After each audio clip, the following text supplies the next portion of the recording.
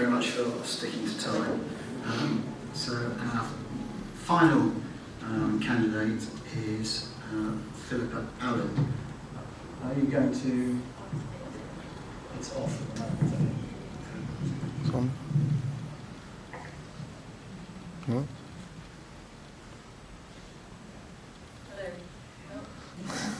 Hello. No, it's not on. That's it, it's on. Hello. Turn it on, turn it off again. Hello. That works. Great. My name is Pippa Allen. I am your independent candidate for Beaconsfield. Thanks for coming along tonight, and thank you very much to the organisers for putting this on. I think it's absolutely brilliant that people engage with the political process, so I hope you find it interesting tonight.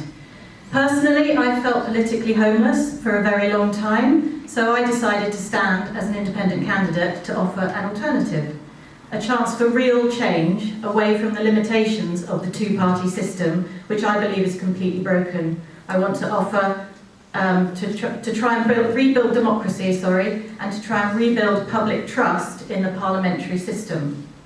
So you've heard from the other candidates, they all claim to be local. I feel genuinely local, and because I decided to stand in the constituency because I believe I have a meaningful connection with the area and its residents. Having grown up in Bourne End, I went to school in Beaconsfield and High Wycombe. I got married in Marlow, and I had friends that attended the Burnham Grammar School, the old one, and went to lots of parties around and about. I also ran, until very recently, a local citizens' advice office in the neighbouring constituencies of Maidenhead, Slough and Bracknell. So I'm a qualified solicitor. I specialise in social justice. And I've worked for citizens' advice charities for most of my career, working my way up from a volunteer advisor to CEO, dedicating my career to helping people resolve their everyday problems, campaigning for social justice and lobbying for policy improvements. I'm also a seasoned campaigner. I champion social enterprise and initiatives for positive change, and have experience of successfully campaigning at grassroots level and beyond. For example, the successful No More Page 3 campaign, and also I've challenged disability discrimination at the Department of Work and Pensions. So as an independent candidate, I have a unique selling point. Real representation for constituents. I will not be told how to vote by party whips. And if elected, I will be accountable only to my constituents. I will genuinely work for you, not a political party. So what do I stand for? Holding the government to account. I want to help prevent government overreach and loss of freedoms such as free speech, financial surveillance as set out in the recent data bill, loss of cash and closure of banks, and of course, future pandemic responses. All of these issues and more continue to need proper scrutiny and debate in Parliament. I also stand for prioritising our environment. I'm a wild swimmer, as lots of people are, and I'm a long-standing environmental supporter. I am, of course, against green belt development, sewage in our rivers, and other important environmental issues that directly impact us here in the local vicinity. I stand for defending women's rights, particularly single-sex services. All candidates should be able to recognise and speak about the importance of sex-based rights and be free to define what a woman is.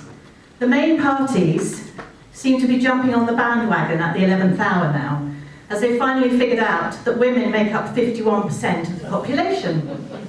And this issue is an important vote winner. But do not be fooled. The Conservatives have allowed this pushback of women's rights under their watch. Thank you. The ideological rollback of women's rights includes our public services such as schools, the police, the CPS, hospitals, prisons and sports. These services have all been captured in recent years, erasing women and putting essential services at risk. Labour are no better. Keir Starmer wants to introduce self-ID by simplifying the gender recognition certification process, which will erode single-sex services. His appalling treatment of Rosie Duffield in his own party tells us all we need to know about Labour respecting women's concerns on this issue. It's a disgrace. The Greens can't say what a woman is either.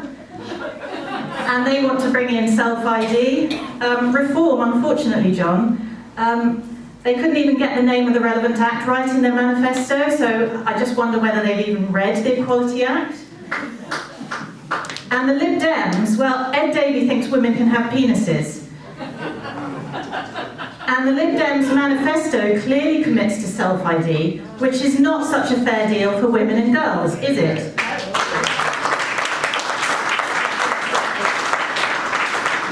Coincidentally, the Lib Dems have received donations to the tune of £1.4 million from a pharmaceutical company that manufactures puberty blockers. I'll let you draw your own conclusions to that one. Thanks, Todd. Thank you.